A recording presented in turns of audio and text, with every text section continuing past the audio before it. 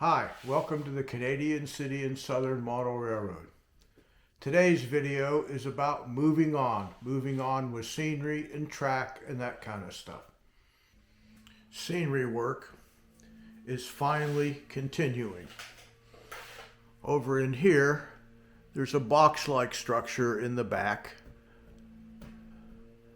that doesn't weigh very much and doesn't leave a whole lot to be carved, but it's enough.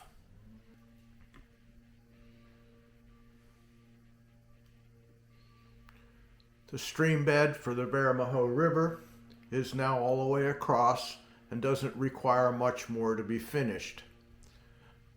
I'm building up to the bents on the back trestle here.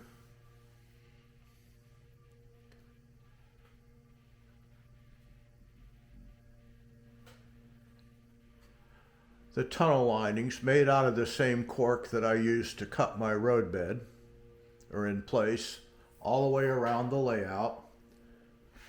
The track work is all in except for a few sidings that are hard to reach from the front. I'll spike those down when the layout is separated so that I can spike them from the back.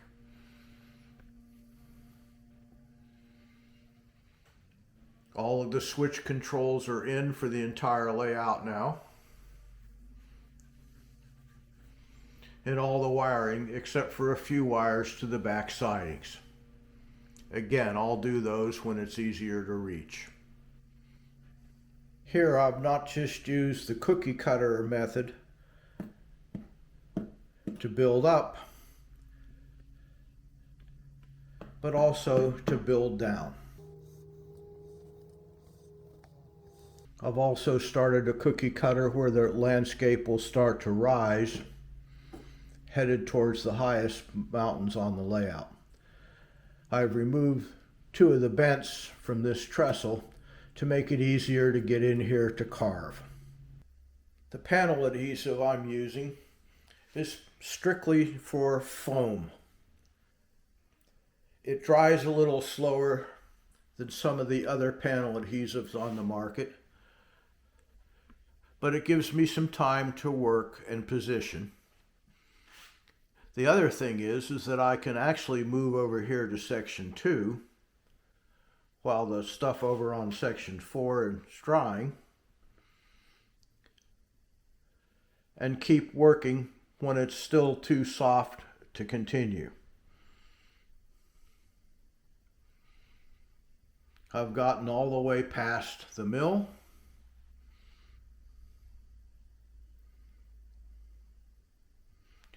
And the stream bed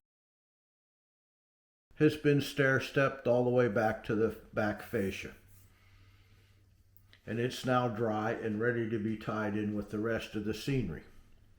All of the mainline track, standard gauge, dual gauge, narrow gauge, is all now spiked and nailed down. The junction is all in the town of Wolf.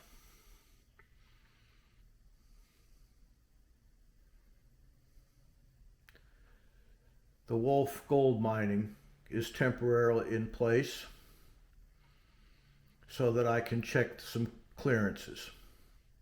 There'll need to be some minor modifications to that to fit the new track more precisely.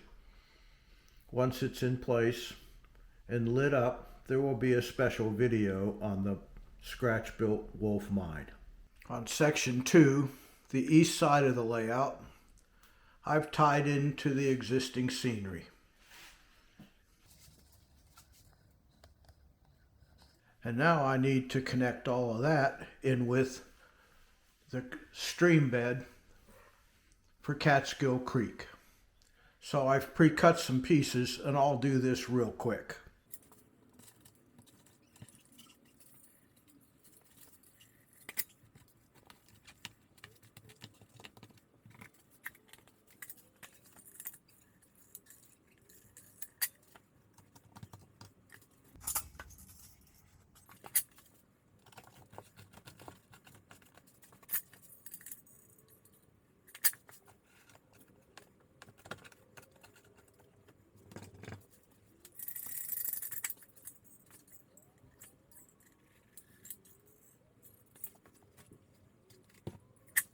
Told you that would be quick. The foam work on section 2 is now nearly finished.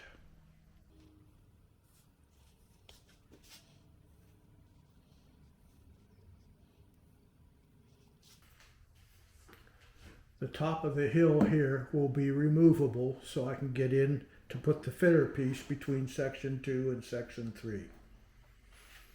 I've extended the upward angle onto section 3 and I've run the hillside straight back from parallel with section 2 rather than curve it.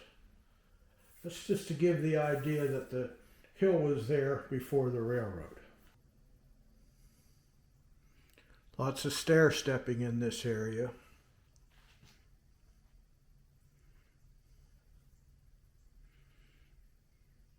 And Catskill Creek is now all foamed in. A lot of different shaped pieces with lots of different angles to accomplish this.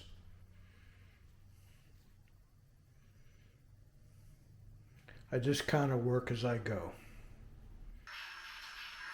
Over here on this side of the railroad, I've got the foam glued in as far as the tunnel portals.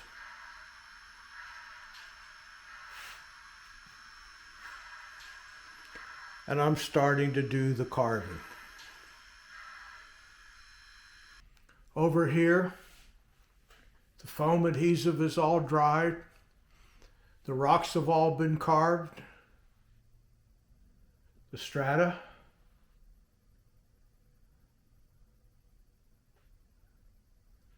And I've started to put down the plaster and paint soup. I wish that was all finished.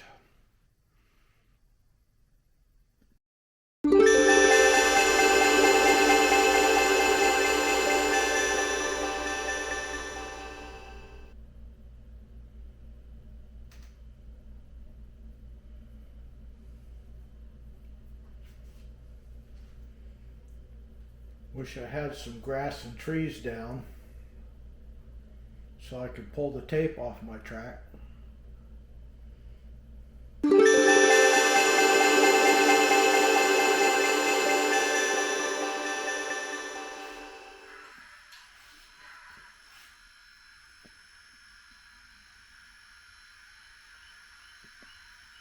The second section along the east wall of my train room is now basically finished.